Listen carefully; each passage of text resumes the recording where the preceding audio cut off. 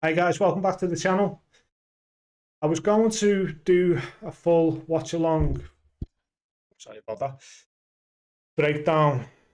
I've seen a few other YouTubers do that. I got halfway through and decided to stop, guys, to be honest. I can't watch this episode again. But what I can do is give you my thoughts. Now, ultimately, I will preface this by saying what I've said in previous videos. I am a Tolkien fan. I'm a fan of the books more than the films, because I do feel the books can give you a lot more premise, a lot more substance to a story than the films do. But the films are also amazing and they tell their own version of Tolkien's story. But that's the kicker. They tell their own version of Tolkien's story. This doesn't. This is a completely whitewashed attempt to appeal to a modern audience. An audience that realistically probably hasn't read or watched any Lord of the Rings lore from yesteryear. So they decide to take a premise, knowing that they don't have the rights, to completely whitewash what we perceive as Lord of the Rings, and they try and force feed you into liking it. And I think that the bubble is burst at this point for it. So we're going to get into that. We're going to get into my gripes with the show. But ultimately, let's call it Kettle Black here, or another shitty reference. It's not good. Now, I'm trying to watch from an objective standpoint, and I'm trying to understand why I don't like it. And I'm trying to take my love for the books and the films off. I'm trying to take my Tolkien head off. And I'm trying to understand why I don't like it. And it's quite clear in a number of aspects why I just don't like it. There's just not much good storytelling in this. Over 2 episodes, which just spans under 2 hours, there's really not much to keep you engaged with the story.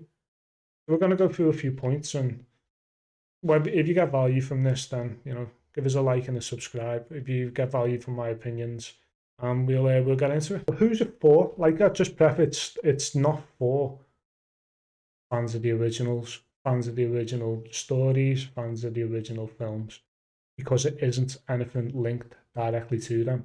Okay, you have characters from those stories, but they ain't the same characters. They're whitewashed characters. They're characters brought out for a modern woke audience. And I know people cringe at the word woke, but there's a lot going through this that shows that there is a lot of woke shit to it. So it starts off with a quick prologue, and it's not long, it's only about 5-10 minutes.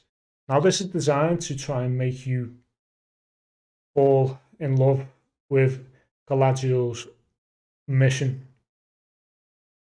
It's very rushed in the way that she speaks and converses with her brother. And what I perceive from it is you try and take the idea of revenge, but they break it down into such a short amount of time that I was watching it thinking, well, I can understand the idea of revenge, but there's not enough there for it to decide to just span across continents to avenge your brother. It just doesn't seem to stick with me. It might with you, it might with other people, but for me personally, I don't feel it does. Galadriel, the star of the show, up to now, she doesn't come across as likable. She's very wooden.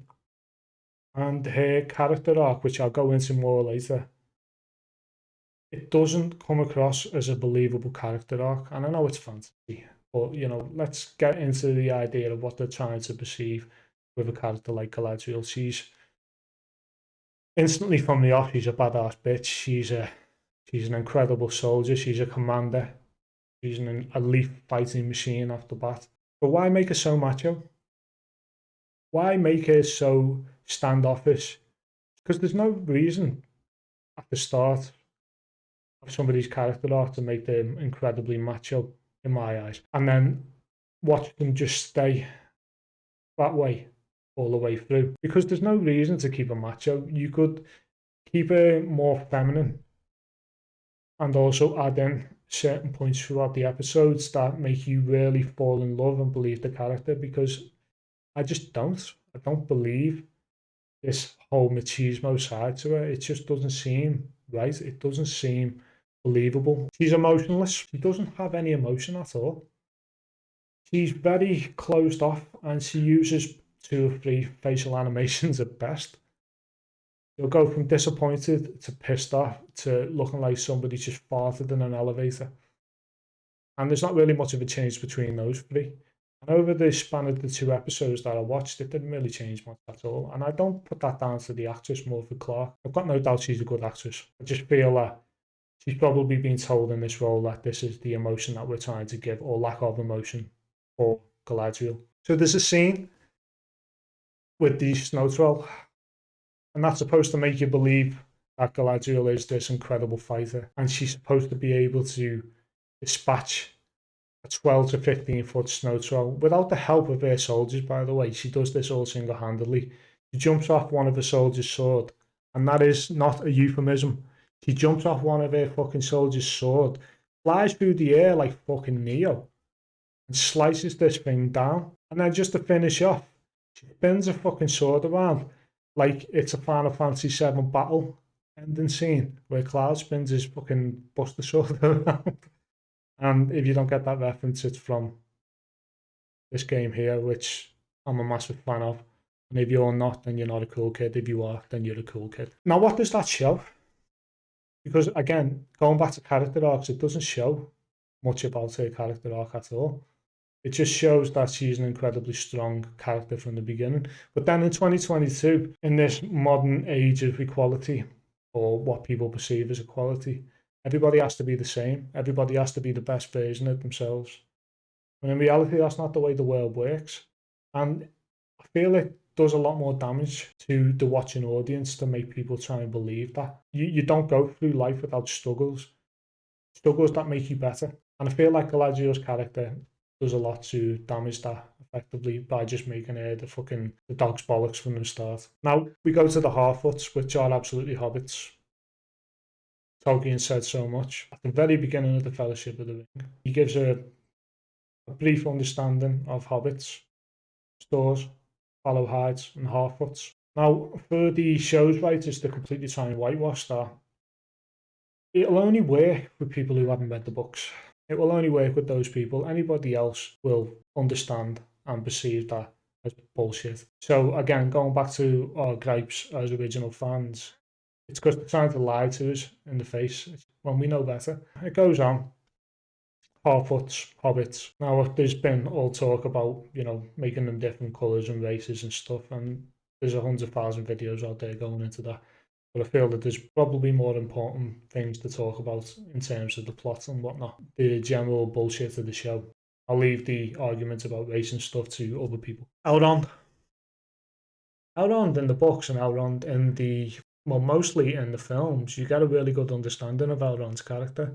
He's a fucking warrior. And what they've done to Elrond in this, again, goes along with the idea of the fight to feminize characters. But here's the reality of it. I actually think that Elrond's character in this isn't too bad, but it does try to push in your face the fact that he is very feminine. He is very feminine, but then it goes down to the idea of why. Why would you change a character like that? It doesn't need to have any sort of change done to it. But if you're trying to appeal to a modern audience, then this is what you'll do.